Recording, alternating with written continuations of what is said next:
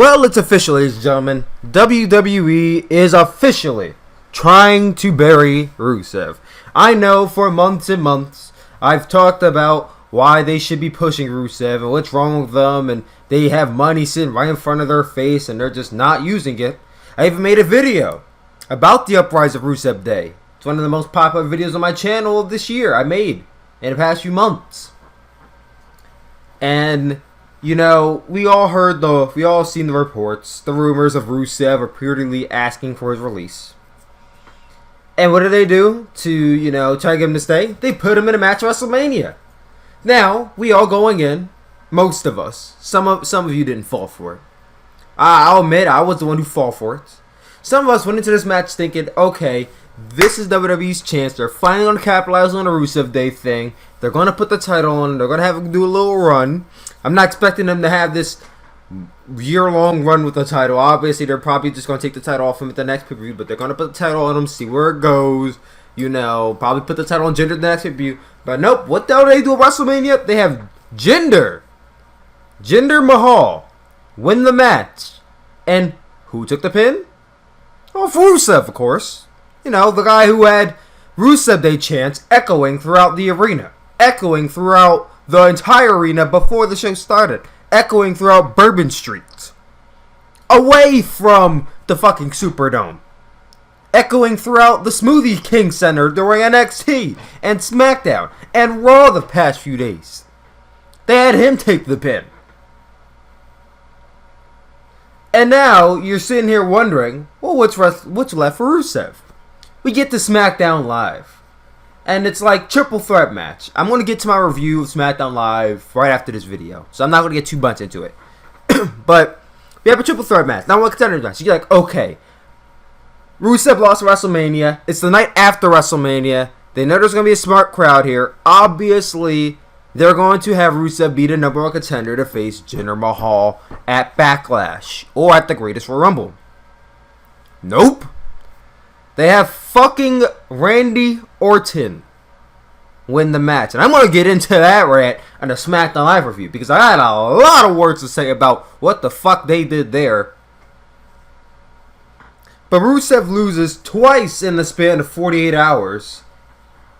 After reportedly asking for his release. And how do they say, oh, well, we still want you to stay. So let's put you in a really big match. Well, ladies and gentlemen, they decided to put Rusev in a casket match at the Greatest Royal Rumble pay-per-view. They're really stacking this card up, I will say that much. They're putting him up against... No. I know what you're thinking. Probably Randy Orton. Triple H. No. They're putting him up against The Undertaker. They're putting Rusev up against The Undertaker in a casket match. Had I not thought any better, I would have thought that Rusev had pissed in someone's fucking coffee backstage.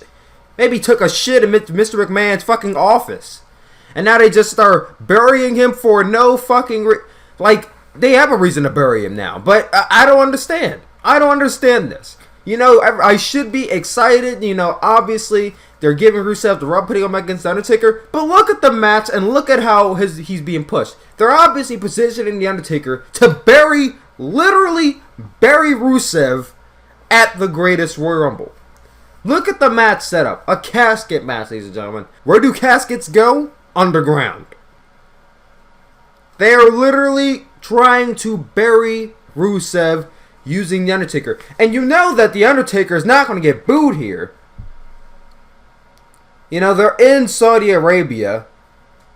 It's a third world country, and usually third world countries, they're not... I don't want to demoralize them and say, oh, they're not smart crowds.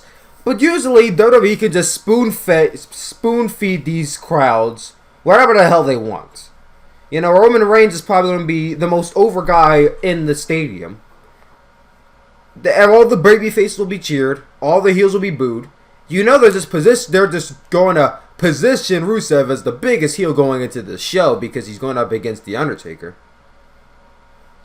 So Rusev is going to get booed here in Saudi Arabia and then get buried, and then the crowd is going to cheer them. I don't understand why they have this idea that let's take our most active acts, let's take our most over act, and let's use the Undertaker to bury him. Cause you know there ain't no way in fucking hell that Rusev is beating the Undertaker. They're not setting up some elaborate feud going into next year's WrestleMania or SummerSlam. So Undertaker's is here to beat Rusev. My question is, why the hell isn't the Undertaker confirmed to be in the Royal Rumble match? Okay? Like, he's in this casket match to bury Rusev, and if he is in a Royal Rumble match, then they honestly and truly were just trying to bury Rusev. If the Undertaker is in the Rumble match. And then if Rusev is in a Rumble match, which he shouldn't be if he loses a casket match, he's not going to win that. So why are they doing this to him is the question. Why are they doing this? You could put him in as many big matches as you want. You know, you put him at WrestleMania. They put him in a triple threat match. Now they're putting him against The Undertaker, thinking it's going to be rough. You could put him up against goddamn The Rock at SummerSlam. But if Rusev just takes L after L after L after L, what the fuck does it actually mean at the end of the day? It just makes Rusev look like a big fucking loser.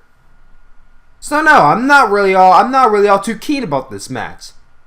Because I like Rusev and I want to see him succeed, but WWE feels the need to let's just beat down the crowd into thinking that Rusev isn't all that good. You know, we can't invest in a character if they just take L's all the time. So let's get Rusev to take massive L's for the next few months. Maybe the crowd will lose interest in him. I don't understand WWE's logic here. I am honestly and truly hoping that these rumors are true and Rusev is pushing for release because you know what? Rusev is smarter than Dolph Ziggler and he's trying to get the hell up out of here. Dolph Ziggler got baited into signing a contract. Well, now I'm hearing that he actually didn't sign a contract. But you know, Rusev, you know, maybe he signed a contract 2 years ago. Now he's starting to see the writing on the wall here and he wants to get out of here. And I can understand why. Just from what's going on here. Rusev can make so much more money outside of WWE at this point. And I know WWE just doesn't want to release him because he's so over. Here's WWE's logic. I think this is what's happening. WWE knows Rusev wants to get released. So what they're going to do is, let's bury him and then release him. That's essentially what they're probably trying to do. They want Rusev to not have any more momentum before they release him. Which is a fucking dick move. And once again, this is just an assumption I'm having here. But what other route are they going? Huh? What other thing could they possibly be doing with Rusev right now? Exactly. So, I hope Rusev leaves. Honestly. This is the best thing for him. I just wanted to go into a little bit of a rant.